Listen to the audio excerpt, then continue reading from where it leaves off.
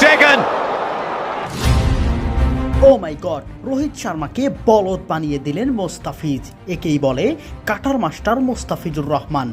এক মোস্তাফিজেই থমকে গেল পুরো মুম্বাই শিবির। কাইরন পোলার্ড, হার্দিক পান্ডিয়া সবাই অবাক হয়ে তাকিয়ে আছেন। এ কেমন বোলার! মুম্বাইকে যেন সর্বনাশ করে দিলেন মোস্তাফিজুর রহমান। বিস্তারিত রিপোর্টে। বাংলাদেশ থেকে উড়িয়ে নেওয়া মোস্তাফিজকে ভালোভাবেই কাজে লাগাচ্ছে দিল্লি ক্যাপিটালস। প্রথম ম্যাচে উইকেট শূন্য থাকলেও সবার থেকে সেরা বলটা মোস্তাফিজই করেছিলেন। আজ মুম্বাই ইন্ডিয়ান্সের বিপক্ষে গুরুত্বপূর্ণ ম্যাচে ইনিংসের তৃতীয় ওভারে বল হাতে নেয় ফিজ। ফলস্বরূপ দ্বিতীয় বলেই মুম্বাইয়ের বড় ধাক্কার কারণ হয়ে দাঁড়ায় মোস্তাফিজুর।